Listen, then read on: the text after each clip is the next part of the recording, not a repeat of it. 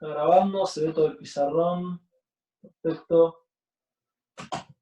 Ahí va. ¿Cómo andan? Vamos a empezar la clase de hoy.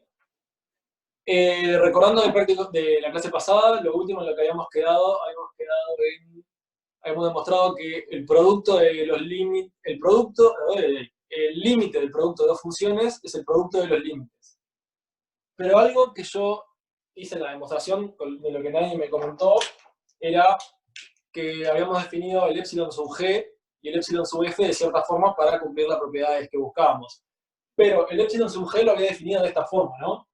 Había dicho que era epsilon, el original, dividido valor absoluto de a sobre 2. Si se fijan, esta definición nunca nos iba a servir si nosotros teníamos un a igual a 0, ¿no? Porque tendríamos epsilon sub g con a igual a 0, esto no nos iba a servir. ¿Por qué? Porque tendríamos epsilon sobre epsilon dividido 0 y eso no se define. Entonces no podríamos llevar a cabo esta demostración con a igual a 0. Entonces, ¿qué es lo que vamos a hacer? Bueno, acá es cuando hay una opción. La opción que ustedes tienen es llevar a cabo la demostración que hice en la clase pasada con lo que continúa ahora, que es la excepción del caso a igual 0, o alternativamente también está la demostración que hacen las notas. En las notas hay una demostración que usa la propiedad de que límite de f de x más lambda es igual límite, entre paréntesis con x teniendo p, esto es igual al límite de f de x con x teniendo p más lambda. El libro las notas hacen una demostración de esta propiedad que habíamos visto en la clase pasada. Con esto, ahora lo que yo voy a hacer es, para terminar la demostración, que no me dio el tiempo en la clase pasada porque al final hubieron unas cuantas dudas, voy a hacer la demostración que permite completar la prueba para el caso de a igual 0, ¿no? Si ven la demostración de las notas, hace uso de esta propiedad, porque sabiendo eso, uno puede decir que límite de f de x menos L es igual a 0 si el límite de f de x es L, ¿no? Porque paso este L sumando para acá. Entonces, hace uso de eso y termina demostrando que el límite de f de x por g de x menos AB termina dando 0, que la idea es similar porque pasa el AB para el otro lado y queda la demostración. Pero bueno, ahora lo que vamos a demostrar para eso es cómo, si en el caso de tener el producto de dos límites, no, el límite de una cosa que consiste en el producto de una función acotada y algo que tiende a 0, entonces eso siempre tiende a 0, ¿no? Entonces este es el ejercicio G, si no me equivoco. El ejercicio G, que dice, ¿cómo dice? Tomamos a igual a 0, entonces es h de x acotado.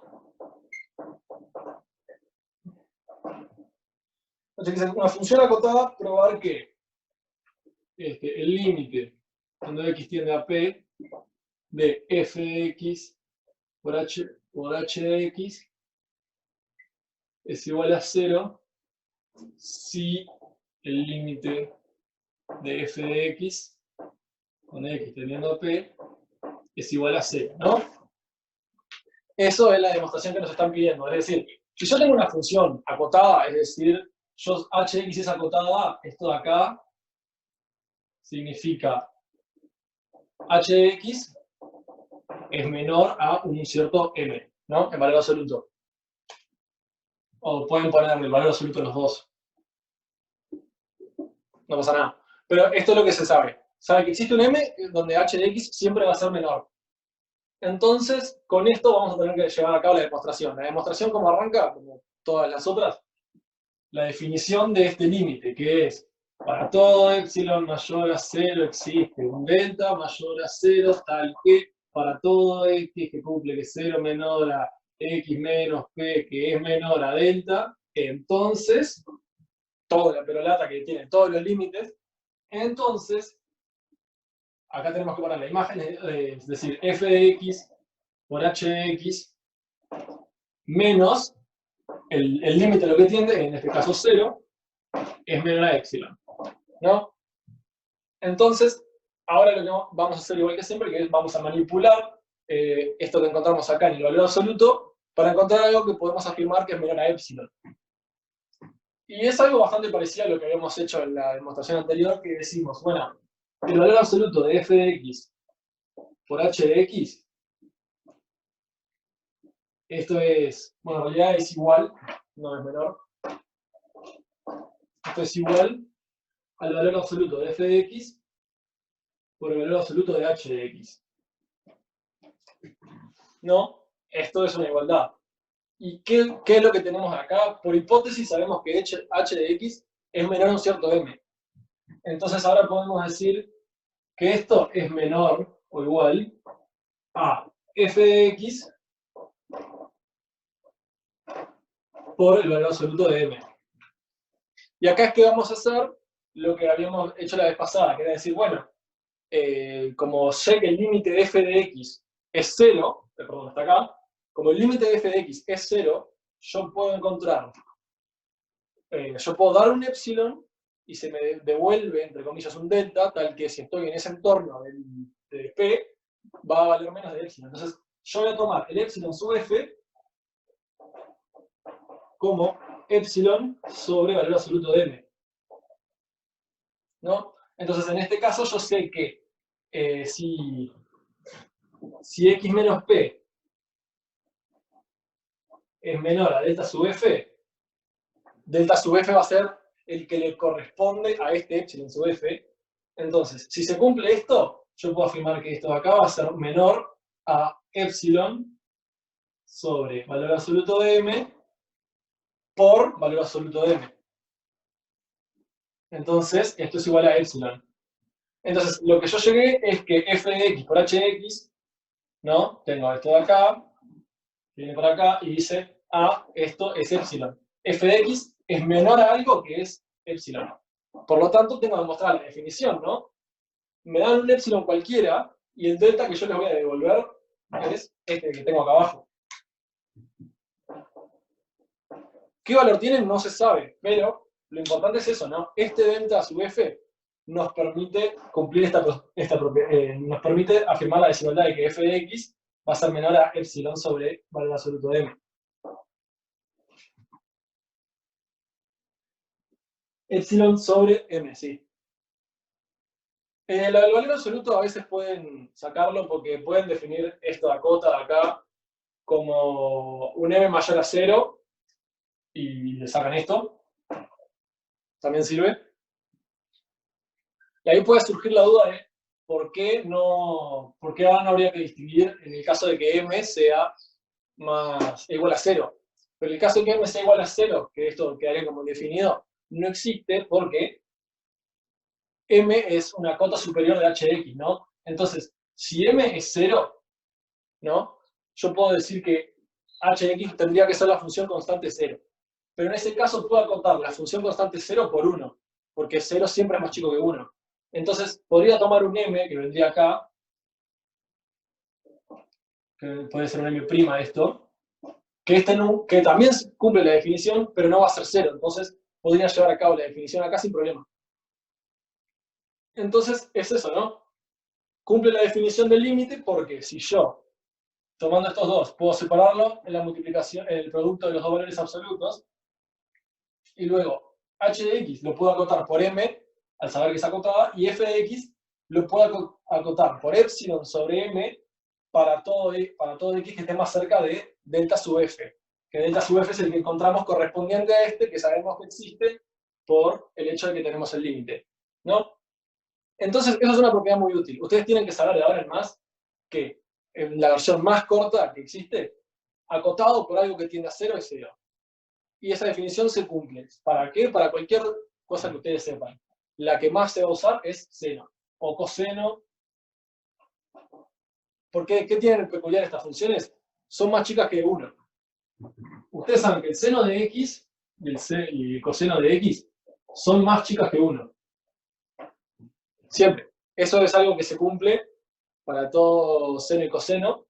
Entonces, si ustedes tienen algo un f de x que tiende a 0 multiplicado por un seno, así el seno sea, por ejemplo, 1 sobre x, ¿no? Seno de 1 sobre x en 0 es como que baila, hace todas las veces que quiere, toca 1, toca 0 y no puede definir un límite. Pero, como es acotado, si yo lo multiplico por f de x que va a 0, entonces sí va a ser el límite 0. ¿Está bien eso? ¿Alguna duda?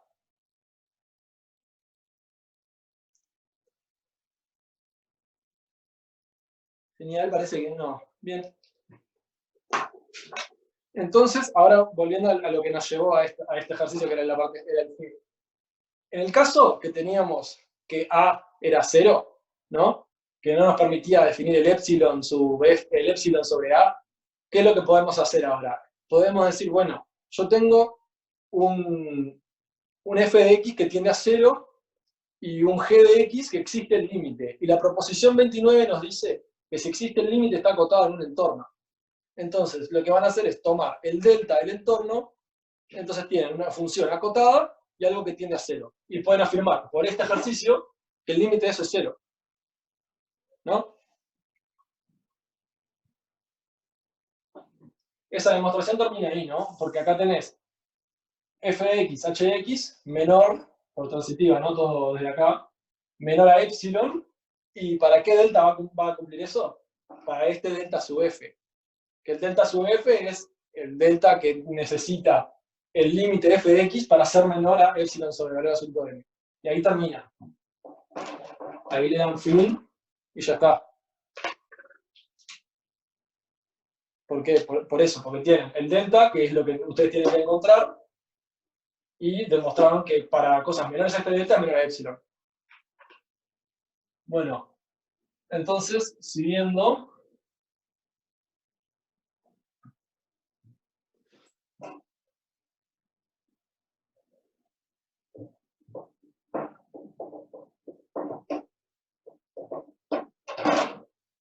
¿Por qué multiplicaste epsilon sobre m por m? Fíjate que h de x, lo acabo de borrar, perdón, pero h de x por hipótesis sabíamos que era acotada, ¿no? Y como yo sé que es acotada, puedo tomarme el derecho de darle un nombre a la cota. Yo digo que existe una cota m, ¿no? Entonces, cuando yo planteo f de x por h de x, luego lo separo en el producto de los valores absolutos, yo digo, bueno, h de x está acotado por m. Entonces, f de x por h de x es más chico que f de x por m. ¿Por qué? Porque la hipótesis me dice h es más chico que m. Entonces yo puedo tener esta desigualdad. F de x, h de x, más chico que f de x, m. Y después, lo que sucede acá es que yo me tomo este epsilon sobre f me lo tomo como el que quiero. Y me lo tomé como epsilon sobre m. Entonces, si cumplo esta condición, yo puedo sustituir f de x porque sé que es algo más chico que epsilon sobre m. Entonces, esta m y este epsilon sobre m se van a tachar teniendo igual a m. ¿Cómo te das cuenta de qué epsilon tomar? La verdad es que vos tenés que saber qué es a lo que querés llegar, ¿no? Entonces, por ejemplo, en este caso, yo sé que tengo que demostrar, se tiene que demostrar que esto es más chico que epsilon, ¿no? Que encuentro un delta a partir del cual esto es más chico que epsilon. Entonces, uno va a ir manejando este término. Por ejemplo, acá lo llevamos a f de x, h de x, y acá lo llevamos a f de x, m, ¿no? Y acá yo lo que uno se tiene que dar cuenta es decir, bueno, yo simplemente tengo que sacar esta m y poner un epsilon, y acá tengo un epsilon. ¿Cómo hago para sacar esa m? Bueno, epsilon sobre m. Entonces se me van a tachar las m's. Uno lo que tiene que hacer es, sabiendo un poco a dónde tiene que llegar, darse cuenta de qué pasos tomar. Entonces, yo sé que tengo que llegar a epsilon y tengo una m jorobando, digamos. Entonces, si yo me tomo epsilon sub f como epsilon sobre m, se sucede que se van. Pero esperen que me tengo que dar cuenta que tengo que hacer spotlight a esto, si no queda mal grabado. Vos, video spotlight. Ahí va. ¿Quedó alguna duda de eso? Exacto, Brian. Ahí lo pensé para tachar.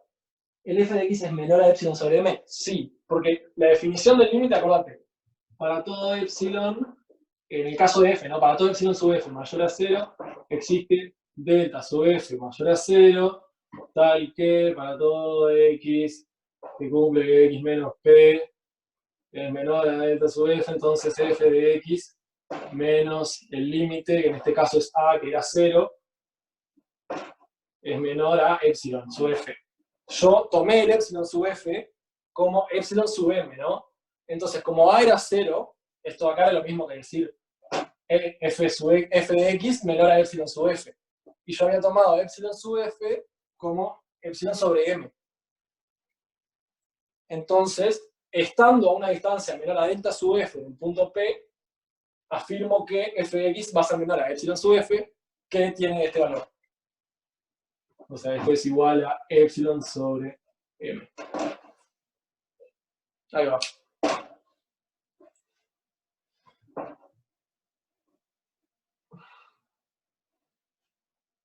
Exacto. El epsilon no es algo que se toma según el caso, pero fíjate que vos tomás el epsilon cuando sabés que un límite es verdad. En este caso, yo podía tomarme el epsilon f porque la hipótesis me decía el límite de f de x en p es 0. Entonces, por eso voy a tomar el epsilon sub f. Si yo tengo que demostrar que hay un límite, el epsilon es cualquiera, ¿no? Para demostrar la existencia de un límite, tiene que ser un epsilon genérico y yo encontrar un delta. Cuando yo sé que hay un límite, yo puedo tomar un epsilon y decir que hay un delta. Y me lo puedo tomar como dado el delta, no importa.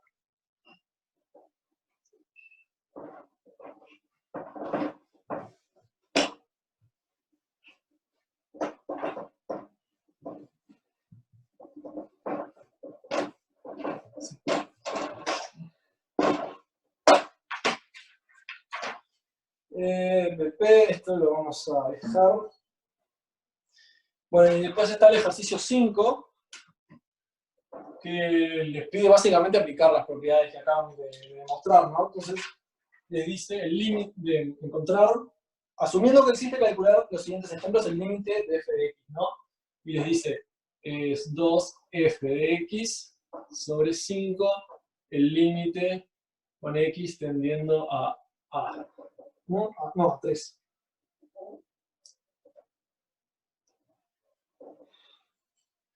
Que es igual a 1, ¿no? Este es el 1,5a del práctico 6, Valentina.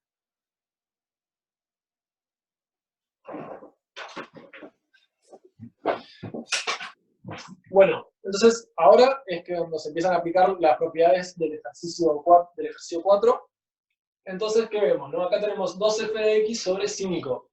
Y ahí ya podemos dar una libertad y usar las propiedades. Entonces, esto de acá es lo mismo que decir 2/5 f de x. Y en particular, el ejercicio 4C nos pedía demostrar eso, de que el límite de lambda f de x es igual a, cuando x tendiendo a p, es igual a lambda por el límite de f de x. Y eso es exactamente lo que tenemos acá con lambda igual a 2/5. Entonces, ¿qué hacemos? Decimos, bueno, el 2/5 lo podemos pasar para acá, o sea, podemos dividir ambos lados por 2/5. Dividiendo 1 por 2/5, ¿qué pasamos a tener? Pasamos a tener límite, cuando x tiende a 3, de f de x igual 5 medios, que es lo que resulta de tener este 2/5 y pasarlo para el lado del 1. Y eso es lo que tenemos que hallar.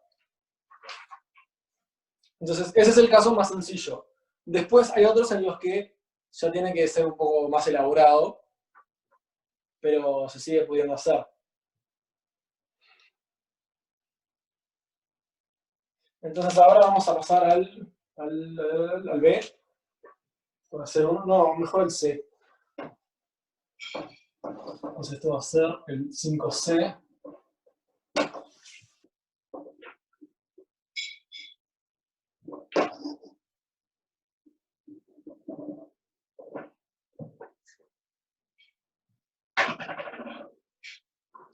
Entonces, acá, ¿qué nos piden hacer? Nos piden hacer el límite de f de x al cuadrado, con x tendiendo a 2, menos 6f de x, Más 2 es igual a menos 7.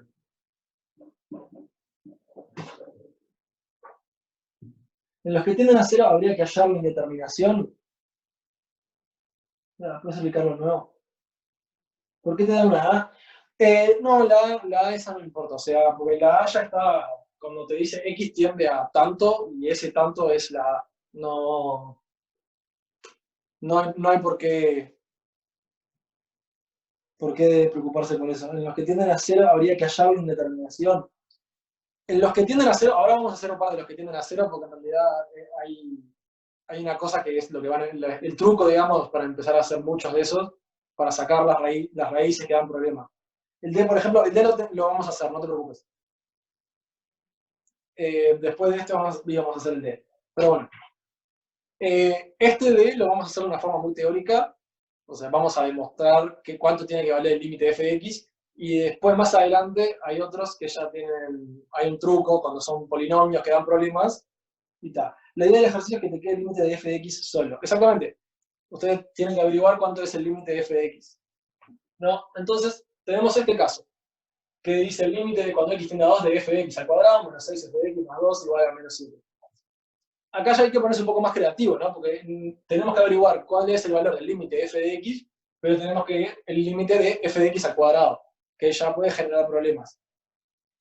Entonces, esto tiene una forma muy parecida a algo que ustedes ya conocen. Esto parece ser un polinomio de segundo grado, ¿no? Tenemos coeficiente de primer grado, coeficiente de segundo grado, de primer grado, y algo de grado 0. Entonces, lo primero que vamos a hacer es vamos a unificar, o sea, es decir, vamos a pasar este menos 7 para acá, y tenemos el límite, cuando x tiende a 2, de f de x al cuadrado menos 6f de x más 9 igual a 0. ¿No? Ese paso sencillo es usar la propiedad A del ejercicio 4. Y ahora lo que vamos a hacer es, vamos a usar la propiedad, si no me equivoco, la B, que nos permite separar esto en muchos límites, ¿no? Es decir, por la suma se va a separar en distintos límites. Entonces yo voy a tener que esto es el límite de f de x al cuadrado más el límite de menos 6 f de x más el límite de 9, que como es una constante, el límite ese es 9, así que voy a ponerlo como 9 nomás. No jode nada no poner el límite. Y ahora lo que vamos a hacer también es usar la propiedad, la D, si no me equivoco, sí, la D, que nos dice que podemos separar según el producto, ¿no? Entonces, el límite de f de x es el límite de f de x por el límite de f de x al cuadrado es el límite de f de x por el límite de f de x. ¿Estamos de acuerdo? Entonces acá tenemos límite de f de x. Ahora, todo esto va al cuadrado. Acá voy a tener este menos 6 que voy a sacar para afuera. Entonces esto es menos 6 límite de f de x. Todos estos límites tendrían que tener abajo el x tendiendo a 2, pero no da la vida para hacer eso, así que hay que ser felices. Más 9. ¿No? Tenemos todo esto ahora. Y fíjense que ahora esto realmente es un polinomio de segundo grado, pero donde no tengo una x, yo tengo el límite de f de x. Pero esto es lo que quiero averiguar. Si yo llamo a esto z, por así ponerle, es decir, ahora voy a decir el límite de f de x es igual a z. ¿No? ¿Qué tengo acá? Tengo z al cuadrado menos 6z más 9 igual a 0. Eso me había olvidado. Y esto sí podemos averiguar cuánto es. Acá sí podemos decir la famosa menos b más menos raíz cuadrada. Entonces acá decimos, bueno, esto es 6 más menos raíz cuadrada, 36 menos 36, dividido 2, que es igual a 3. ¿No? Y se dan cuenta cómo tiene que ser 3. Espera que estoy teniendo acá. Si lo pusiéramos acá, nos daríamos cuenta. ¿Qué tendríamos? Tendríamos 9 menos 18 más 2. 9 menos 18, menos 18, sí, 9 menos 18 menos 9, más 2 menos 7. ¿Está bien? Solo 3. Y luego, acá se dieron cuenta que z es igual a esto, y después dirían, bueno, el límite de f de x es igual a z, entonces el límite de f de x es igual a 3. antes del cambio de variable es este de acá. Espera, les voy a listar las propiedades. Este es el ejercicio 4 parte A, es la propiedad que uso. Acá voy a usar el ejercicio 4 parte B, y acá estoy usando el 4 parte D. ¿No? El cambio de acá hasta acá. Acá lo que hago es, el menos 7 lo paso para acá, eso es el 4 parte A. En este otro estoy separando el límite de la función como el límite de la suma de cada uno de los términos, porque considero cada un término como una función por sí mismo. Y eso es lo que me permite hacer el 4b, si no me equivoco. Y luego el 4d es el que me permite sacar para afuera los que multiplican. Entonces, límite de f de x al cuadrado, capaz que era ese que complicaba, que x tiende a 2 no cambia nada. No, este razonamiento sería exactamente igual si x tendiera a 99 también. ¿Por qué? Porque fíjate que el único lugar donde aparece la x es adentro de una f. Y de la f no sabemos nada. Entonces, f de 2 para f, o f de 99 es exactamente lo mismo para nosotros. Cambiaría si apareciera una x acá, ¿no? Que es lo que vamos a ver ahora en el que viene. El t no sería el c, para que los dije medio de memoria y no estoy seguro de qué era cada uno. O sea, sería el c para esta parte de acá, para el menos 6f de x, pero el c es una especificación del d, porque el d sirve para cualquier función y lo puedes tomar como la constante menos 6, la función, y también se sirve. Y si fuera el límite 0, o sea, si esto tendiese a 0, sería exactamente igual también. Ahora vamos a hacer el d, que es más divertido porque tengo un 0 sobre 0 y ahí se puede desarrollar un poco más. ¿Quedó alguna duda de esto? Si no, pasamos al d, que es cuando empezamos a ver lo que son las indeterminaciones, que parece que fuera 0 sobre 0 siempre. Ahí va, genial. Voy a borrar entonces.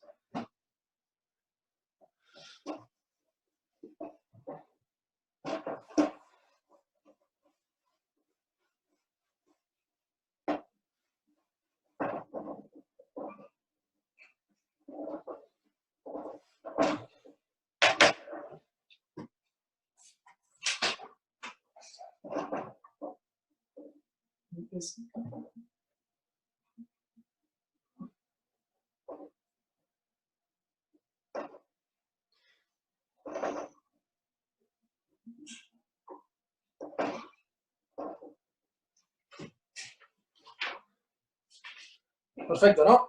Bueno, acá ya tienen que estar sonando todas las alarmas rojas. ¿Cuánto me queda? 6 minutos, creo que termino. Acá ya tienen que estar sonando todas las alarmas rojas, ¿no? Porque tenemos algo que es sobre 0. Porque el límite cuando x tiende a 0 de 1 sobre x cuadrado, eso es infinito porque tengo 1 sobre x cuadrado, ¿no? Todas las alarmas rojas, ¿qué pasa acá? ¿Por qué está pasando esto? ¿Y por qué da 0? Tengo algo sobre 0 que da 0. Y lo que vamos a hacer ahora es ver bien qué valor tiene que tener el límite de f de x, ¿no? Primero que nada, ¿qué es lo que salta a la vista, ¿no? Si yo supongo que f de x tiene un valor, f de x va a valer a, el límite. Entonces estaría diciendo que a sobre 0 sería como un número, sería como 0, que no tiene mucho sentido. Entonces lo que vamos a hacer ahora es, vamos a suponer que el límite, que f de x no da a 0, el límite de f de x en ese punto, y vamos a ver bien a qué vamos a llegar. Porque claramente acá hay un error si f de x no valdría 0. Si no me equivoco. Entonces, permiso que voy a ver bien cómo...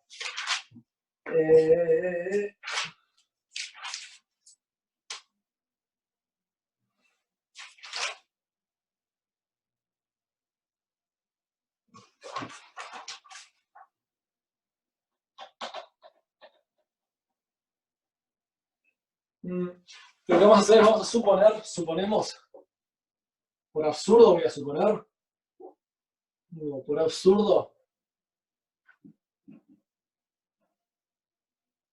que el límite de f de x es distinto de 0, ¿no? Cuando x tiende a 0. Esto va a ser lo primero que hacemos, es decimos, bueno, voy a ver qué ocurre si el límite de f de x no es 0. ¿no? Y lo que va a ocurrir es, vamos a suponiendo eso, vamos a encontrar algo que no va a tener sentido acá. Entonces, como no va a tener sentido, vamos a decir, perfecto, entonces el límite tendría que ser 0.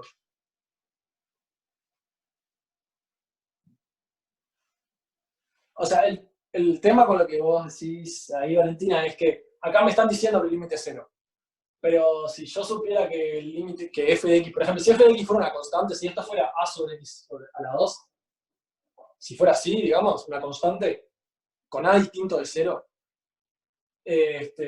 ahí podríamos decir, está perfecto, esto de acá es infinito.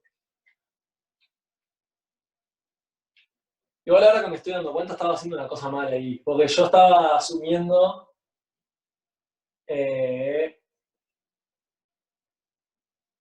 sí, no, perdón, yo ahí les estaba asumiendo que teníamos el límite de f de x, pero en realidad sirve para otros valores, ¿no? Porque el tema más adelante van a ver de una cosa que se llama Taylor y L'Hopital, que con eso en realidad tendrían que tener que f de x puede tender a 0, puede tener otras cosas. Vamos así, voy a dejar este ejercicio para otra vez porque me acabo de dar cuenta que lo tenía mal planteado, como se los iba a demostrar. Y le subo una corrección le subo en ejercicios resueltos, voy a dejar un coso con este ejercicio hecho, porque me di cuenta que tenía mal planteado y con el camino que iba a tomar iba a hacer cualquier cosa. Porque el tema en realidad es que yo tengo algo acá dividido 0, pero supongamos que f de x, ¿no? Les voy a dar un par de ejemplos capaz.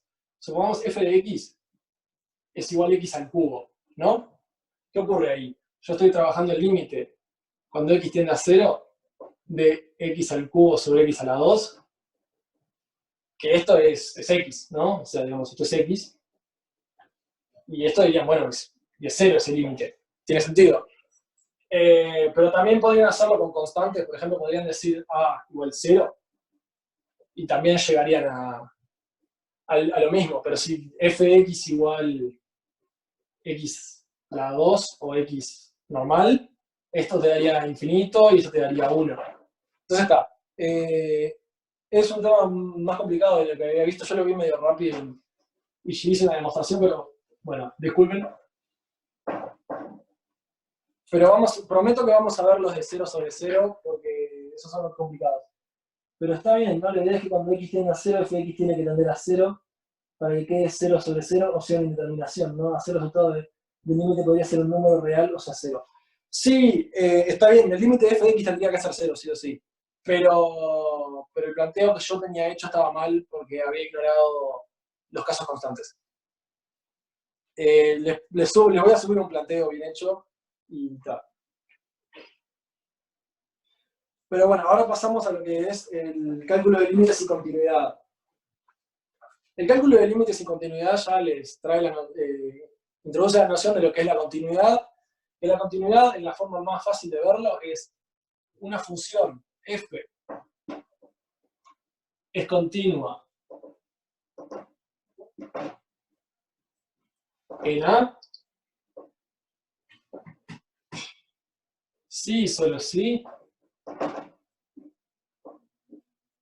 límite cuando x tiende a A de f de x es igual a f de A. Se va a Esta es la cortar. función continua, ¿no? ¿Se está por cortar? Sí, gracias por hacerme acordar, ya me había olvidado. Enseguida se corta y lo abro de nuevo. Esto es la noción de continuidad. Es decir, en cada punto, el límite de ese punto, bueno, en realidad la continuidad en un punto es, el límite en ese punto es la imagen. Es decir, una función que tiene esta forma. Genial.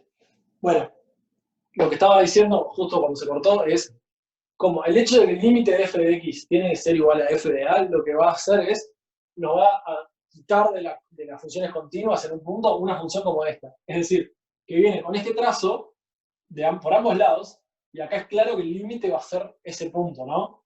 Esto de acá, lo que vendría a ser este valor. Pero si la función acá arriba toma este valor, entonces no va a ser continua. Porque si el límite de f de x, si suponemos, por ejemplo,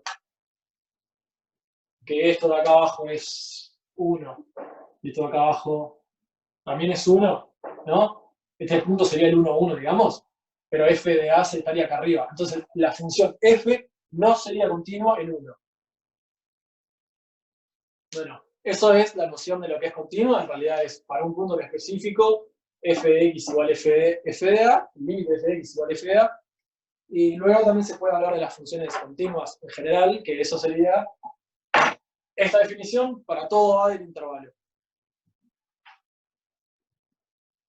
¿Alguna pregunta en cuanto a la definición de continua? ¿No?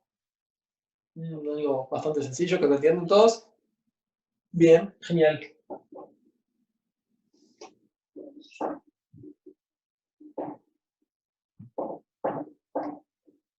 Lo que empieza diciendo la parte 2 del práctico es, se va a poder usar la noción de continuidad, o sea, el límite de f de x es f de a, cuando x tiende a a, para las funciones polinómicas, para el logaritmo, para la raíz, y creo que senos y cosenos también. Para las funciones polinómicas, la raíz cuadrada y la función logaritmo, para senos y cosenos no. O, supongo que sí, pero dice que no. No importa. Veremos. Y también da otras propiedades que te dice que seno de x es más chico que seno de x es más chico que x y que seno de x sobre x es más chico que 1 en valor absoluto para todo x distinto de 0. Esas van a ser más, vamos a usarlas cuando aparezcan los senos claramente. Y bueno, vamos a empezar. Un ejercicio A, que esto es algo bastante introductorio, ¿no? O sea, sencillo. 1A. El límite cuando x tiende a 1 de x a la 4 más x a la 3.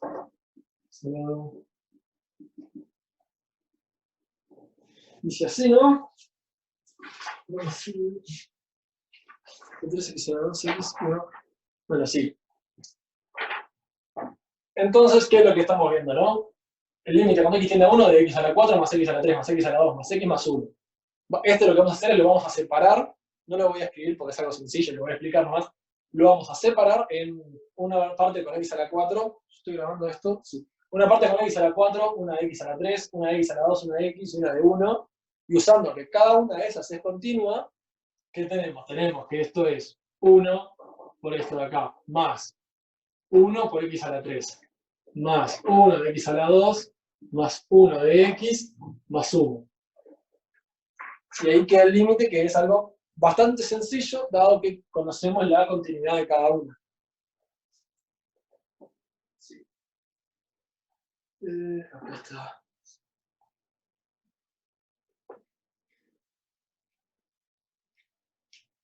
Genial. Se me deja.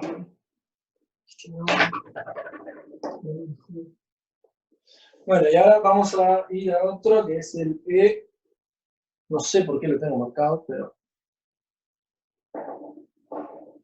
Bueno, este es el límite cuando x tiende a 2 de x al cuadrado menos x más 2 sobre x a la 2 más 4. Y fíjense que una cosa importante acá es que el valor de x a la 2 más 4 no va a ser 0, ¿no? Cuando x tiende a 2, esto no va a ser 0, en realidad nunca va a ser 0 para los reales. Entonces, eso nos permite decir, bueno, voy a tomar los límites como el producto de las funciones, donde uno va a ser 1 sobre x a la 2 más 4 y otro va a ser x a la 2 menos x más 2. Entonces, esto es igual a el límite de 1 sobre x a la 2 más 4 más el límite, no, por el límite, perdón, por el límite de x a la 2 menos x más 2. Y acá, bueno, lo único que resta hacer es evaluar y podemos decir, bueno, x a la 2 más 4, vamos a tener que esto vale 8, x a la 2, 4, 8, esto es un octavo. Y luego tenemos x a la 2 menos x más 2, que eso vamos a tener que es 4 menos 2 más 2, 6. Esto acá va a ser igual a 6. 4 más 2, 6, eso va a ser igual a 4, como venía diciendo. Entonces, 1/8 por 4 va a ser 1/2.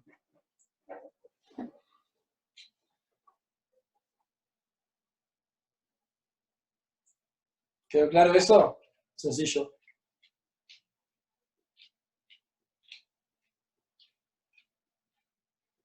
¿Por qué hay que separar? Y si te querés hacer el fino, podés perfectamente decir que no hay ningún problema con evaluar las funciones si son todas continuas.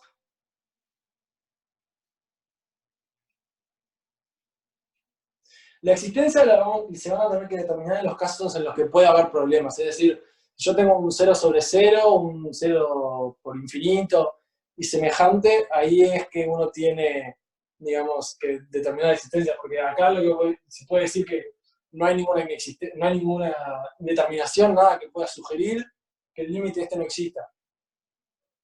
Entonces uno puede decir, se evalúan porque son todas continuas y queda. No mucho más. Perfecto, y ahora pasamos a lo que importa, que es el 0/0. ¿No? Yo voy a tener ahora...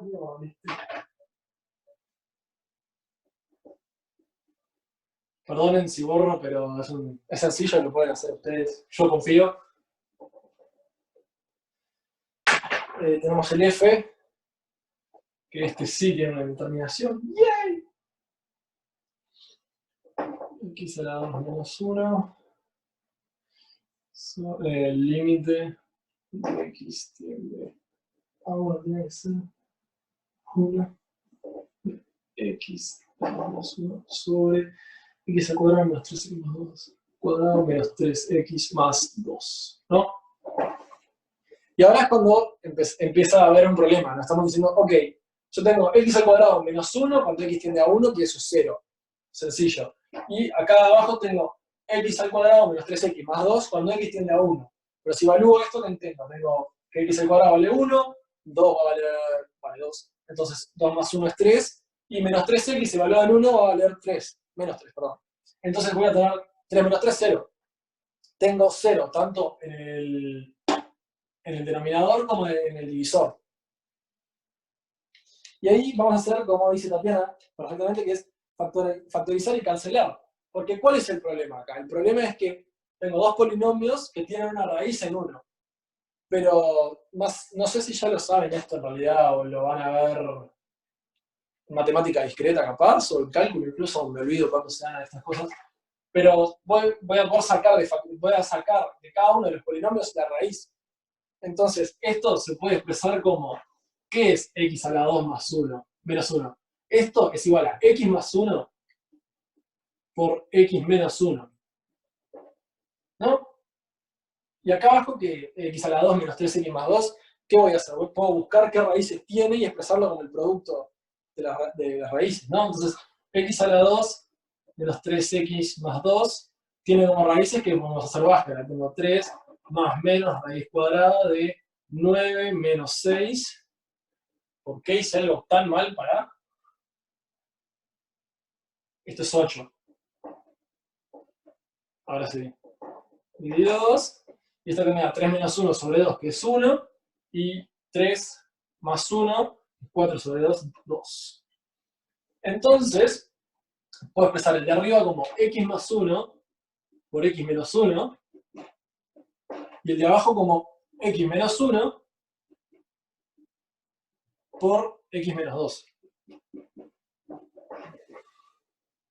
Y acá encuentro que tengo el factor común x menos 1, ¿no? Que era lo que nos estaba dando problemas, el hecho de que los dos polinomios tenían raíces en 1. Pero si yo ahora tacho estos dos términos, tengo x más 1 sobre x menos 2. Que cuando yo evalúo en 1, ¿qué tengo? Acá tengo 2, y acá tengo 1 menos 2, que es menos 1. Y esto va a ser igual a 2 sobre menos 1, que es menos 2. ¿Está bien? Esto permite tachar lo que indetermina es el hecho de que ambos valían 0 en 1. Y al ser polinomios tienen este factor en común, porque al cancelarse en 1.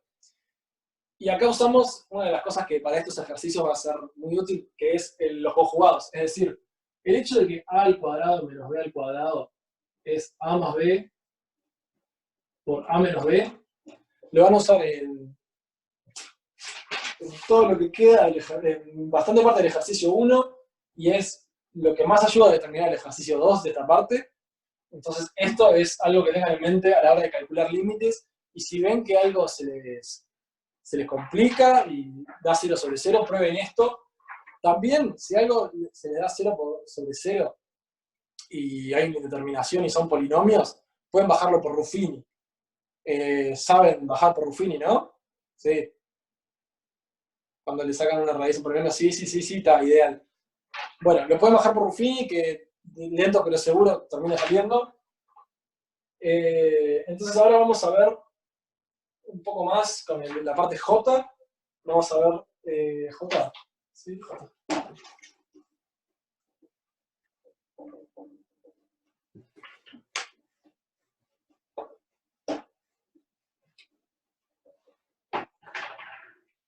Vamos a hacer el J. El J, como dice el límite cuando x tiende a 0, no x tiende a 0, de raíz de x sobre x. Para que se me bloquee la pantalla. Ahí va. L'Hopital no la dimos todavía, igual, es verdad, no se puede supuestamente. Yo lo usé para verificar. Exactamente, eso es el tema. Y en realidad, no sé cuánto se parece el curso a cuando yo lo di, pero en realidad no es L'Hopital lo que se usa técnicamente, es el desarrollo de Taylor de ambos términos, que es L'Hopital. O sea, se puede poner el nombre que quieran. Es L'Hopital, pero se hace mediante el desarrollo de Taylor. Las cuentas que van a ser las mismas. Cuando lo den, ustedes deciden qué les gusta más, si decir L'Hopital o hacer el desarrollo de Taylor, pero no. A esta altura no es lo que se permite usar. Pero bueno, ahora tenemos raíz de x sobre x. Y ahí, como preguntaban, es si tengo una raíz cuadrada, ¿se puede hacer conjugada? Y ahí es cuando empiezan a haber, capaz, problemas, pero no son muy complicados. Pero porque acá no tengo dos términos como para decir, bueno, saco una raíz, digamos, porque no tengo un x menos 1, no tengo semejante. Pero de alguna forma tengo que ver de que alguno de estos dos términos deje de anularse, porque como está ahora tengo 0 sobre 0. Pero ¿qué podemos recordar? Podemos recordar que x lo vamos a expresar como raíz de x a la 2, ¿no? Porque al ser 2 y raíz operaciones opuestas, tenemos que esto vale x. Entonces, esto es una igualdad que vamos a usar acá. Vamos a sustituir x con raíz de x a la 2. Es decir, eso es igual a el límite cuando x tiende a 0 de raíz de x sobre raíz de x por raíz de x. Y acá sí podemos tomar esto y tachamos así y decimos que esto es el límite cuando x tiende a 0 de 1 sobre raíz de x. Y ahí sí pueden decir que eso es infinito. También puedes hacer como me está diciendo Iván en el chat, que es, podemos multiplicar por raíz de x arriba y abajo, ¿no? ¿Y qué vamos a tener? Vamos a tener x dividido x raíz de x. Entonces podemos tachar las x's y llegamos a lo mismo, 1 sobre raíz de x. Pero eso, hay muchas formas de llegar a esto, y en especial en estos ejercicios.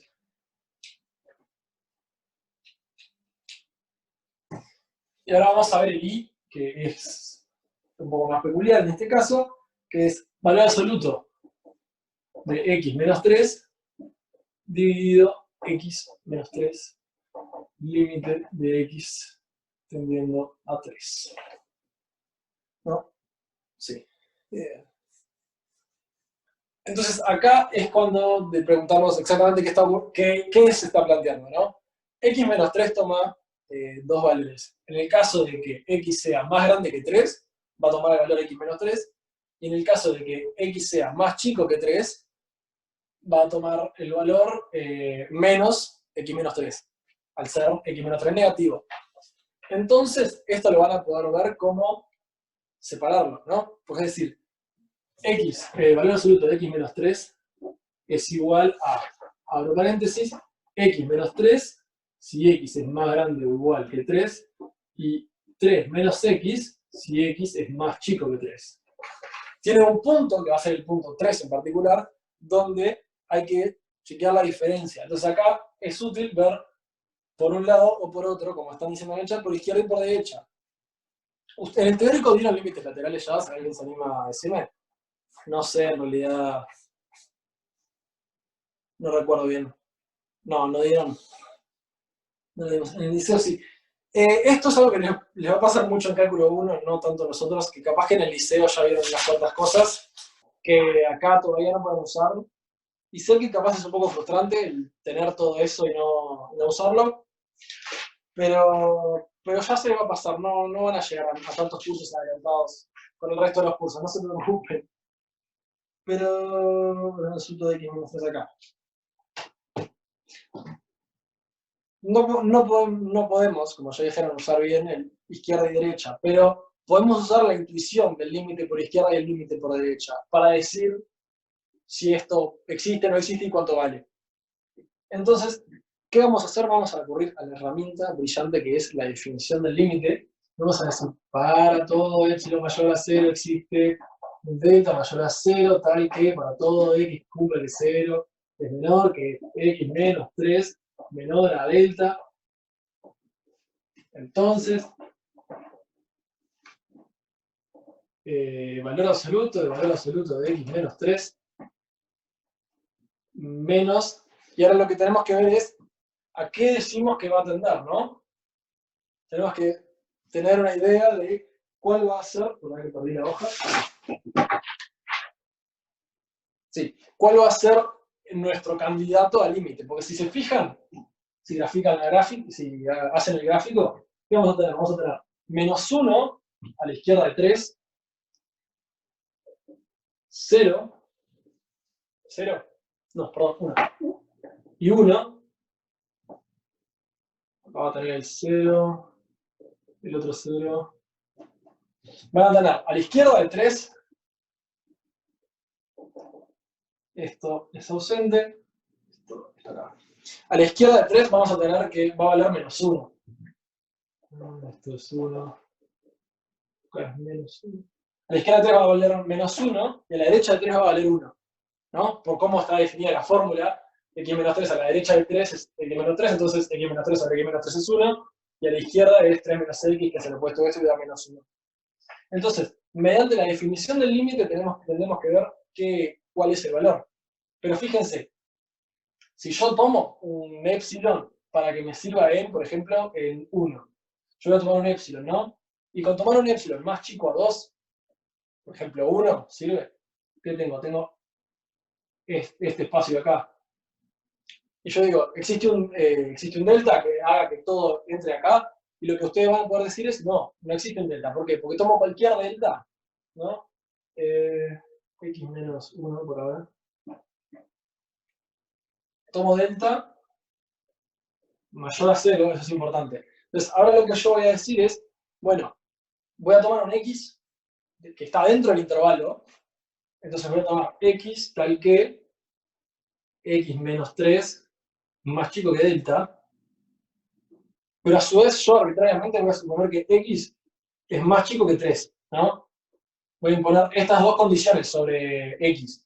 Puedo, porque estoy cumpliendo lo que dice, ¿no? Yo estoy tomando un X que está en este intervalo, pero yo arbitrariamente supuse que estuviese a la izquierda de 3. Y ahora vamos a ver cómo este X no va a cumplir la definición del límite. ¿Por qué? Porque en este X la imagen ¿cuál va a ser?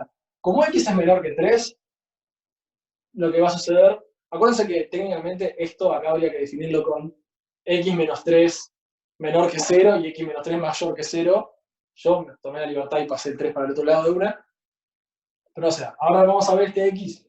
Como X menos 3 con un X menor a 3 va a quedar en este intervalo de acá, porque X es menor a 3. Entonces la fórmula es 3 menos X, ¿no? Entonces f de X es igual a 3 menos X. Para este X en particular, si quieren, capaz es más fácil distinguirlo si lo llamo X sub 0. X sub 0. ¿Quién me mandó a escribir tan chico? X sub 0, el absoluto. X sub 0. 0, sub 0. ¿No? Entonces yo tengo que X sub 0 es 3 menos X sub 0. ¿Y qué ocurre? 3 menos X sub 0 menos 1. Esto es 2 menos x sub 0. Y 2 menos x sub 0 tenemos que ver que esto sea más chico que epsilon. Y nos va a dar más chico que epsilon. Dijimos que x sub 0 es más chico que 3. Entonces, 2 menos x sub 0, le estoy restando algo que es más chico que 3. El epsilon que habíamos tomado era un medio, perdón. Hemos sugerido un epsilon un medio. Epsilon igual 1. Entonces, con el epsilon igual 1, podemos cambiar esto acá y poner un 1. Y tengo 2 menos x0, que esto va a ser más grande que 2 menos 3, que es igual a menos 1. Me faltaron los valores absolutos, perdón.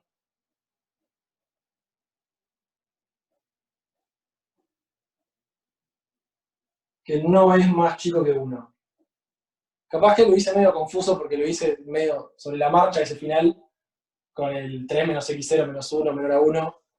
Pero es una idea bastante clara. Si ustedes se fijan, lo que hice fue planteé esto de acá, con epsilon igual 1, como había sugerido acá, y me termina dando, como tengo la restricción de que x0 es más grande, más chico que 3, al ser menos x0 tengo que dar vuelta a la desigualdad, entonces es 2 menos x0 es más grande que 2 menos 3, que es igual a valor absoluto de menos 1, que es 1, y cuando yo estoy tratando de imponer que sea más chico que 1, es decir, este de acá, voy a llegar al absurdo.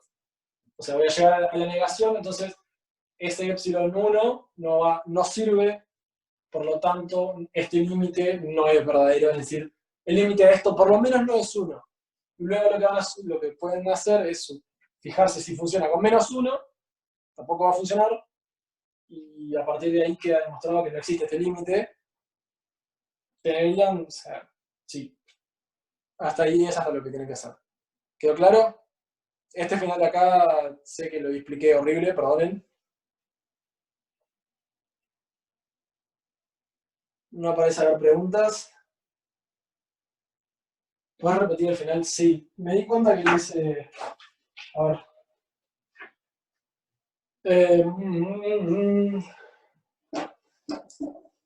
Voy a borrar la gráfica, disculpen, pero necesito el espacio. ¿Se dan cuenta entienden cuál fue la elección de X? Yo tomé un X tal que si X0 es más chico que... si X0 menos 3... perdón, tomé un X que cumpliese, que estaba en el delta, que se había sugerido, y yo tomé que fuera más chico que 3. ¿Hasta ahí se entendió? Recuerden que esto fue suponiendo que el límite era 1, ¿no? Lo ven acá. Yo supuse que el límite era 1 y me tomé un epsilon 1 porque en realidad yo sé que es un epsilon que no va a funcionar. Entonces me tomé este x0 para demostrar que es un punto que no cumple la cualidad del límite. Entonces digo, tiene que estar adentro del delta que se esté sugiriendo y tiene que estar a la izquierda de 3. Entonces, como está a la izquierda de 3, viniendo a la fórmula me doy cuenta de que su imagen es esta. 3 menos x0. Entonces yo ahora quiero ver si cumple esto de acá. Es decir, valor absoluto de x menos 3 menos 1 más chico que 3. Que epsilon, perdón. Entonces yo digo, valor absoluto de x0, bueno, en realidad esto de acá es f de x, ¿no? Y f de x lo expresamos acá como 3 menos x0. Entonces yo digo, 3 menos x0 menos 1 más chico que 1, porque epsilon tomamos el valor 1. Entonces no existe, efectivamente no existe.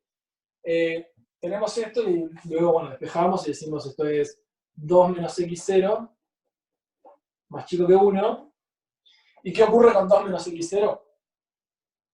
Perdonen, esto creo que técnicamente hay que hacer ambos lados. Ahora podemos pasar el 2 para ambos lados y decimos, bueno, esto tengo como menos 2 ahí, tengo menos 3, más chico que menos x0, más chico que 1, que menos 1.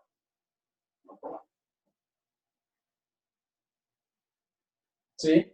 Dando vuelta todo, tengo que 3 es más grande que x0, que es más grande que 1.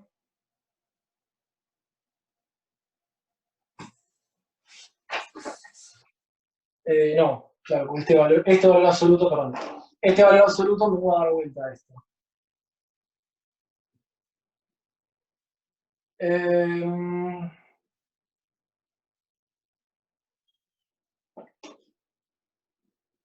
La conclusión es que el límite no existe, perdón. Estoy en un mal día, se ve. Pero si lo hacen con cuidado, no como yo, profesor está hablando, y van a ver que en realidad les va a quedar una desigualdad que no les cumple esto de acá. Lo había llegado antes con los valores absolutos, ahora no sé bien cómo estoy errando, porque acá en realidad tengo 2 menos x0, valor absoluto para ambos lados, menos 1, 1, y si paso el 2 restando, tengo menos 3, tengo menos 1, y cambiando el signo tengo que dar vuelta a la desigualdad, pues se está cumpliendo lo que dije acá. Menos 1, tengo que tomar menos 1.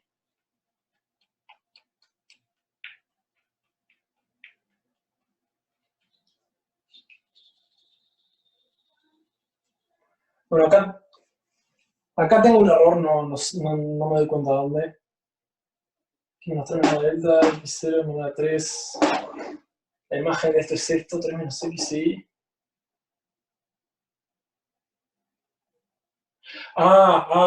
Perdonen.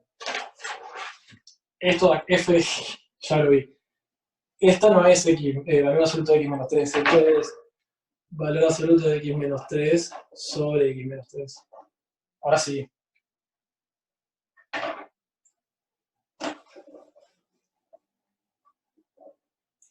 Estaba en algún lado, ¿no? Eso, el error, entonces ahora f de x0, como lo habíamos tomado acá, es igual a 3 menos x sobre x menos 3, y esto es igual a menos 1, ¿no? Entonces ahora lo que cuando planteo esto, ahora sí salió, tengo menos 1, menor a 1, y esto es 2 menor a 1, que no se cumple. Disculpen la traba, muchachos, pero estaba ahí. O sea, lo que hacemos es tomamos este x0 con estas características que las decidimos porque sabemos que con este x0 no se va a cumplir. Vemos que f de x0 nos da menos 1, sustituimos en la definición del límite con el epsilon que habíamos tomado para ver cómo no servía, y tenemos que 2 es menor a 1, que no se cumple, por lo tanto 1 no es el límite.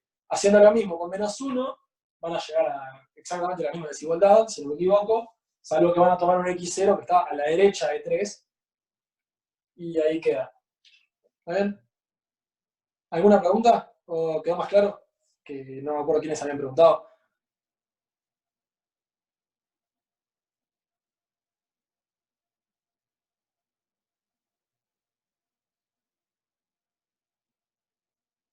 Bueno, genial.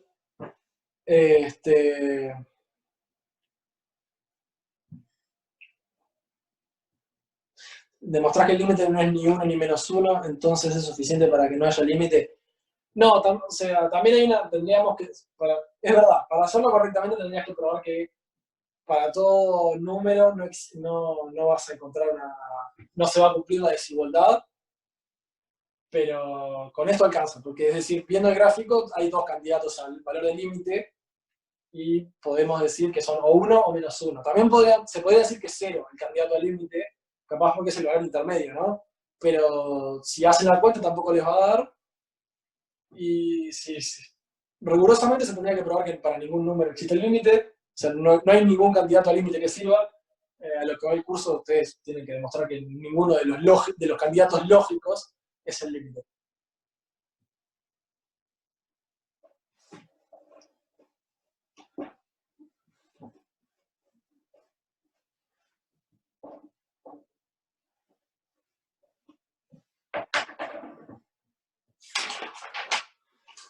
A todo esto se me fue no sé cuánta clase, ya te contaste esto, sí.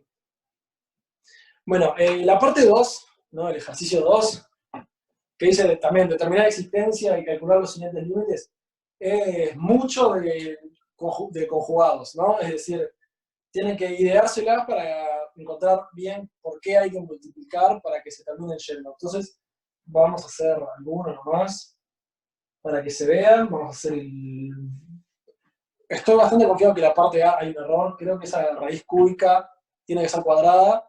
Le voy a preguntar a Bernardo o a Matilde y les traigo confirmación, pero creo que eso está mal. Y bueno, vamos a hacer el 2. ¿Cuál es este? Límite cuando x tiende a 5. Sí, es raro porque casi todo el ejercicio se resuelve con conjugados y de repente el primero no podés. Creo que es un problema de letra. Traigo confirmación después. Acá es 4 menos raíz de 3x más 1 dividido x cuadrado menos 7x más 10. Perfecto. Muy bien, entonces ahora ¿cuál es el problema? Es el de siempre, ¿no? Si yo pongo 5 en ambos lugares, voy a ver de que llego a un error, es decir, se indetermina. Entonces lo que vamos a hacer es, vamos a buscar el conjugado. Claramente, de estos dos términos, el que invita a usar un conjugado es el de la raíz, ¿no? Acá es difícil buscar un conjugado. Y también piensen que el problema, en realidad, es que yo de un polinomio, ustedes de un polinomio, no pueden hacer Ruffini y sacar la raíz. Es decir, sacar el... Porque acá, digamos, escondido hay un x menos 5, porque se anula en 5 este término de arriba. Pero no pueden bajar por Ruffini algo que tiene una raíz. Entonces es por eso que se usan los conjugados. Entonces, ¿cuál sería el conjugado de 4 menos raíz de 3x más 1? Es 4 más raíz de 3x más 1. Entonces vamos a hacer 4 menos raíz de 3x más 1 por 4 más raíz de 3x más 1 dividido x a la 2 menos 7x más 10 por 4 más raíz de 3x más 1. ¿No? Entonces, ahora fíjense que arriba, ¿qué ocurre? ¿Qué hay arriba? Es 4 al cuadrado, que es 16. Entonces esto es 16 menos 3x menos 1. ¿Sí? Ese se termina al cuadrado. Y eso sigue quedando dividido x a la 2 menos 7x más 10. Y por 4 más raíz de 3x más 1. Y acá lo que van a hacer es van a buscar que estos dos términos tienen, de hecho, la raíz 5 en común. Entonces, por máscara pueden buscar cuáles son las raíces del polinomio divisor, y las tengo anotadas por acá. Las del divisor son 5 y 2. Entonces, esto es x menos 3 veces. Fíjense que acá es 3x menos 15 menos 3x, que eso es menos 3 veces x menos 5, ¿no? Entonces ahí de esa forma que está la raíz 5 oculta, 4 minutos. Y abajo voy a tener x menos 5 por x menos 2 por 4 más raíz de 3x más 1. Y ahora van a poder tachar este con este. Y ahora, evaluando en 5, ¿qué tienen? Tienen menos 3 dividido 5 menos 2, que es 3, y 4 más 4, que es 8. Entonces esto es igual a menos 1 octavo. ¿Está bien? Eso es más o menos la idea de los conjugados. Tienen que darse cuenta cuál es el que está apto para ser conjugado, multiplican y dividen por el conjugado, y cuál es el tema. Que esto, que por lo que se está multiplicando y dividiendo, no genera problemas, porque en realidad evaluado en 5 no trae nada, es un valor, es 8 en este caso. Y ahora lo que voy a hacer, le voy a dar un pique para el ejercicio B, si no hay preguntas sobre este, ¿no? El ejercicio B les plantea el límite de x tendiendo a A, de x a la n menos a la n, sobre x menos a. Acá en realidad, como son polinomios, una cosa que pueden hacer es pueden, a prepo, digamos, sacarle la raíz a, al coeficiente de arriba. ¿Qué dicen? Van a decir, bueno, esto tiene una raíz a y ustedes lo saben. Entonces van a tener, los coeficientes, ¿cuáles son? Son 1 en el primero, y luego hay un 0 en x a la n menos 1. un 0 en x a la n menos 2. Puntos suspensivos, y en la a a la n, en x a la 0 tiene una a a la n. Perdón, una menos a a la n. Entonces, si hacen el Ruffini con una a acá, van a tener 1, 1 acá, porque este va vacío. Después tienen a a la 2, y acá va a tener un menos a la n. Y si se fijan, acá lo que les va a quedar es, ¿se puede usar equivalencia? Equivalencia en límites, y la respuesta es siempre la misma, la dieron en el curso y si no me equivoco hasta ahora no la dieron. No pueden usar equivalencias aún. Yo creo que preguntás más adelante la parte con seno. El F lo tengo marcado para hacerlo, así que si era por ahí tu pregunta, ya vemos cómo lo podemos hacer sin equivalencia. Y ahí tienen todo ese coeficiente eterno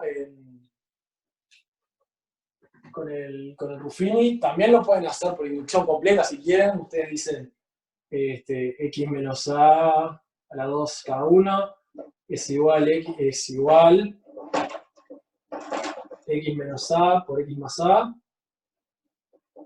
Y después acá lo hacen, dicen x a la n menos a a la n es igual a x menos a por x a la n menos 1 más a por x a la n menos 2 más a a la 2 x a la n menos 3.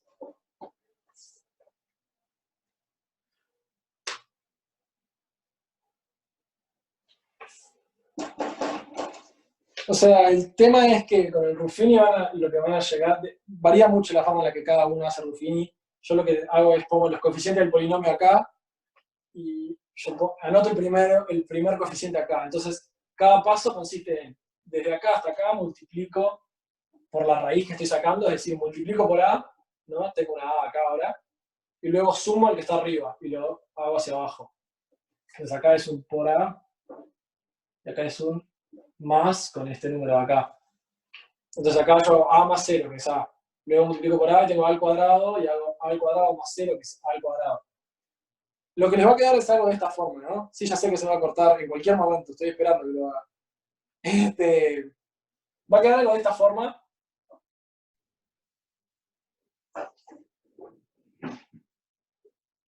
Y bueno, lo que venía diciendo era eso, ¿no? Era, pueden probar por inducción completa o pueden en realidad extender un Ruffini y que les va a quedar una cosa así, ¿no? Donde x a la n menos 1, a x a la n menos 2, a la 2 x a la n menos 3, donde la particularidad es que la suma de los coeficientes siempre es n menos 1, ¿no? Entonces acá hay 0 y n menos 1, 1 y n menos 2. Entonces, ahí pueden ver cómo se escribe, si quieren, el término genérico de los coeficientes de este polinomio. Y bueno, este polinomio, cuando lo evalúan en A, no va a tener problema. Y lo que les resta es encontrar cuál es el valor del polinomio evaluado en A. A ver que abre el chat. A ver si preguntan.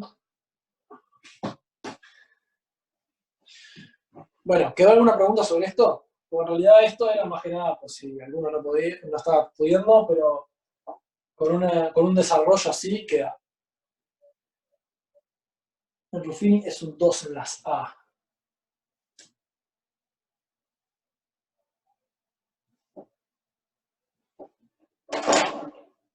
Eso era un error, creo.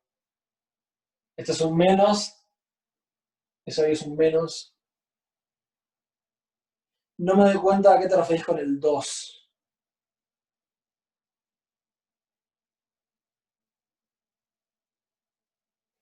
Sí, o sea, acá es 1, acá es A. Acá es elevado a a la 2. Después el siguiente sería a a la 3. ¿Sí? Sí, lo que yo escribí ahí, que juraba ser un exponente, eso es un 2.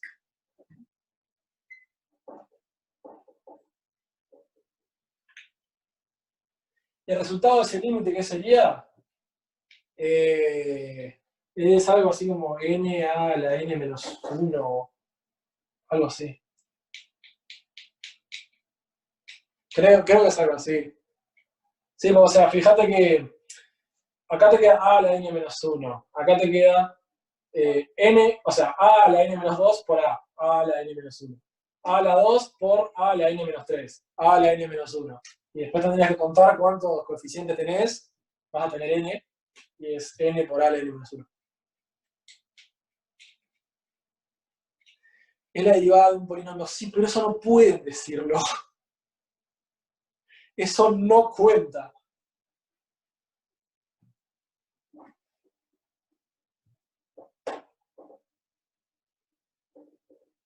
Si alguien les pregunta, no es una derivada. Ustedes se hacen los boludos cuando alguien dice derivar. Ya sé que todos saben, todos queremos derivar y hacerlo hospital, pero... Bueno, pasando al F, que es divertido, que había prometido que lo hacíamos.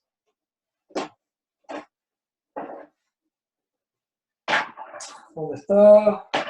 Límite cuando x tiende a 0 más. Límite, este es el F, cuando x tiende a 0 más de seno de x cuadrado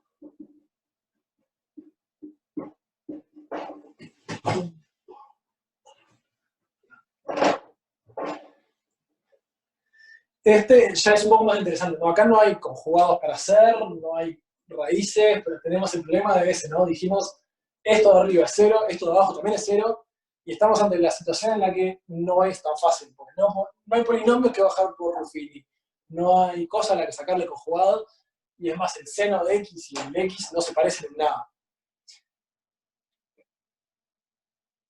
Acá metés laterales y no te los dejan usar. Y dije, bueno, sí, no podemos. Pero ahí va, ahí lo dijo Daniel, lo que tenés que hacer es exactamente eso, hay que anotar. Porque si recuerdan, al principio de la parte 2, a ver si lo encuentro, acá está, ¿qué nos dicen? Nos dicen seno de x es más chico que x, y también nos dicen que seno de x sobre x, x, es más chico que 1. Y una muy buena regla es que si les dan una sugerencia, es para algo, no está ahí boludeando la sugerencia. Entonces, el hecho de que hayan dado esa sugerencia no es ningún error. Porque fíjense, ¿qué podemos hacer? Podemos decir, ok, seno de x es más chico que x. Entonces sabemos que el límite, o sea, bueno, en realidad ni siquiera el límite, sabemos que la función seno de x cuadrado sobre x, si tomamos uno de esos senos, lo podemos acotar según esto, ¿no? Y que decimos, bueno, esto va a ser más chico que x por seno de x sobre x. Acá en realidad pueden verlo como, tacho las x's y tengo seno de x, pero también lo pueden ver de otra forma, pueden decir, perfecto, y el límite de esto de acá, con x, o sea, x va a ir a 0, y nos dicen acá que seno de x sobre x es más chico que 1. Entonces esto lo podemos decir que está acotado. Y esto va a 0. Y acotado por 0 es 0. El cuadrado es de todo el seno. Por eso acá yo tomo uno de los senos de x, y a uno de estos dos senos de x lo acoto según esta propiedad de acá, según esto, y el otro queda seno de x sobre x, y esto puedo decir, bueno, eso es acotado porque me lo dicen, y si me lo dicen no me importa, y el x va a 0, y ya vimos que acotado por 0 da 0.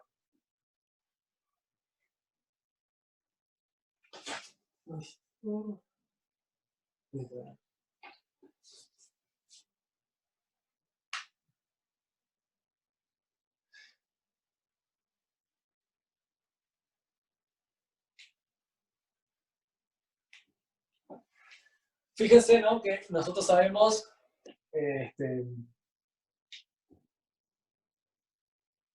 el tema es que estamos usando una parte del ejercicio, da 0 el límite, ¿no? Porque el límite este da 0 y esto es más grande o igual que 0.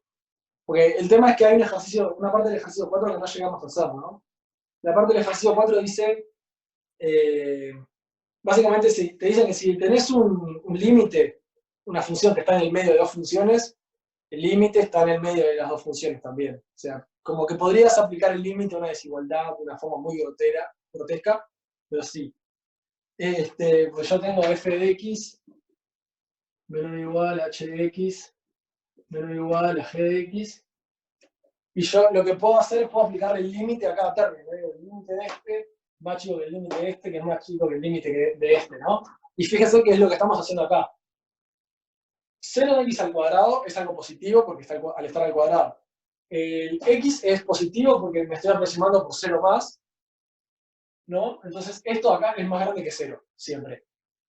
Y acá lo que hice fue lo acoté por algo que es 0 por acotado y el límite de esto es 0, porque dijimos 0 acotado. Entonces tengo algo que es más grande igual que 0 y más chico igual que 0. Esto tiene que ser 0. Cuando aplico los límites, ¿no? El teorema del sándwich. Sí, es divertido que ese sea el nombre. Me encanta. Sí, la parte I del ejercicio 4 era. Bueno, y me quedan 2 minutos, más o menos, para estar en hora, así que...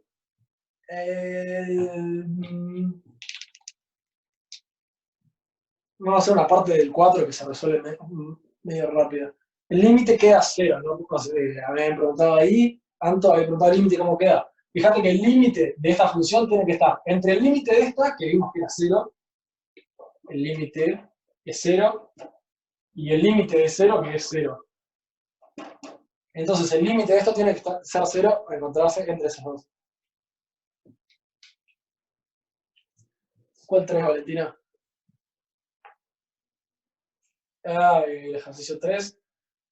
Eso es tedioso más que nada. Es aplicando definición, ves cómo los puntos que vos sugerís los puntos que son discontinuidades y te fijás qué valor tiene. Porque lo que podés decir es, bueno, en realidad con esto creo que vamos a terminar, ¿no? Valor absoluto de x, por ejemplo.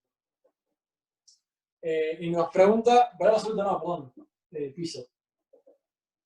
Y preguntan en qué puntos es continua. Y ustedes pueden decir, bueno, en el intervalo 0, 1,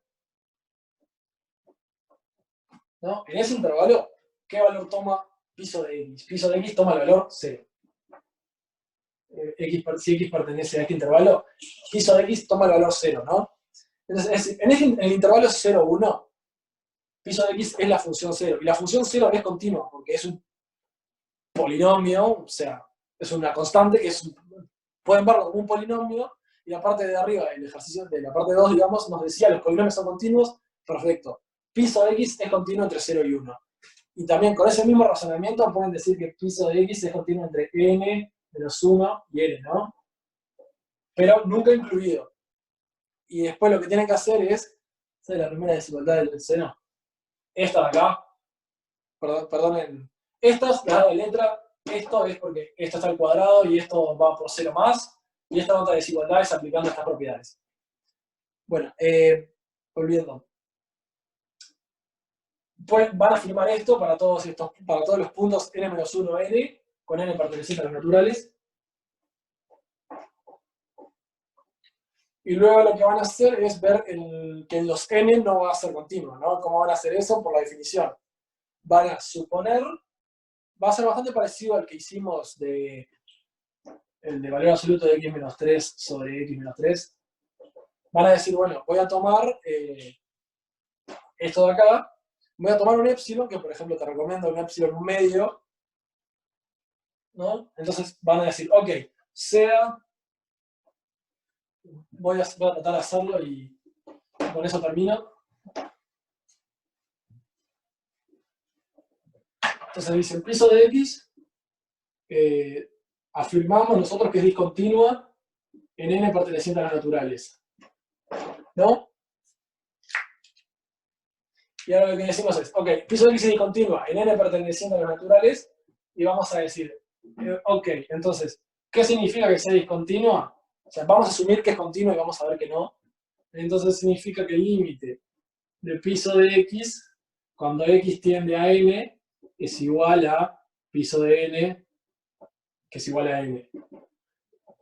Entonces, para todo epsilon mayor a 0 existe delta mayor a 0, toda la definición. Pero ¿qué es lo que ocurre? Si vos te tomas un epsilon, por ejemplo, un medio, cuando haces la gráfica, ¿no? En el punto este de acá, que tenés una discontinuidad, si vos tomás epsilon un medio, queda acá tu intervalo de epsilon. Entonces, con el intervalo de epsilon ahí, nada de esto cae adentro. Entonces, lo que van a poder decir es, me tomo un delta, cualquiera, no importa, y me voy a tomar un x que cumpla que x menos n sea más chico que delta y x menor a n, ¿no? Se van a tomar las mismas restricciones que la vez pasada y van a ver que van a decir, bueno, está por acá, entonces su imagen es n-1 y cuando dicen n-1, esa va a ser la imagen, menos el límite sugerido que es n,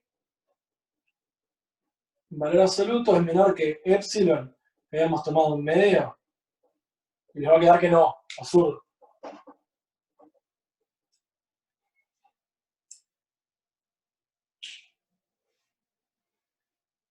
Si te dice determinada nomás hay que demostrar igual, y si demostrás seguro no está mal. Es lo que te puedo decir. O sea, es muy fino, es verdad eso. Hagan lo que pidan, si piden más, hagan más, si no piden más, no hagan más, porque lo que se les pide está medido. Pero en realidad, si pensarlo de esta forma, si tuvieras que determinarlo y no demostrarlo, o sea, ¿qué harías, digamos? ¿Cuál sería? Si tu explicación sería, bueno, hay un salto, entonces no es continua, capaz es medio crudo, digo yo.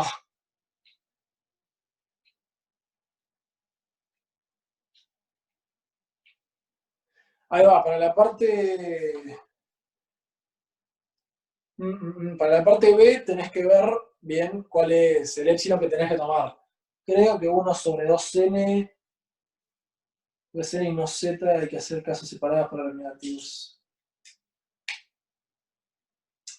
Es verdad, si con z, ponés z por 300z y el razonamiento es el mismo. Para los negativos no hay que hacer otro caso, es igual.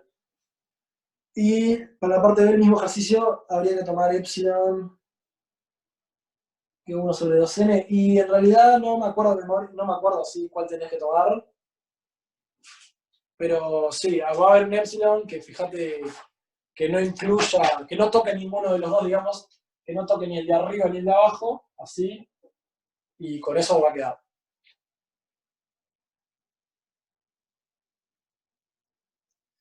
La idea es graficar, o sea, sí, si gráficamente vos te das cuenta que hay un epsilon que no te va a servir, vos decís, bueno, me tomo ese epsilon, acá por ejemplo yo me tomo epsilon 1/2, podría tomarme cualquier número, cualquier epsilon más chico que 1, 1 inclusive, me serviría, ¿no?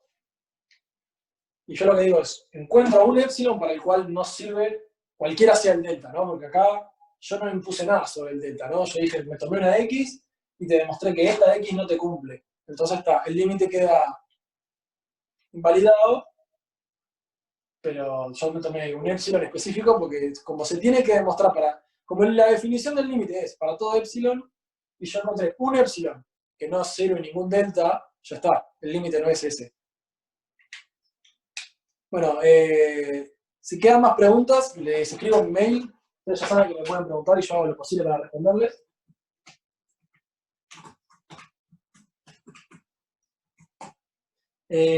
Cualquier consulta me pueden mandar ahí. Opa, es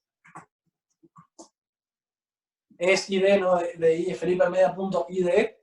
Así que si no, cualquier otra consulta me la pueden hacer la clase que viene. Me puse medio ambicioso con la cantidad de ejercicios que quería hacer. Tengo una lista enorme, pero no hice tanto, así que Bueno, saludos a todos y hasta el lunes.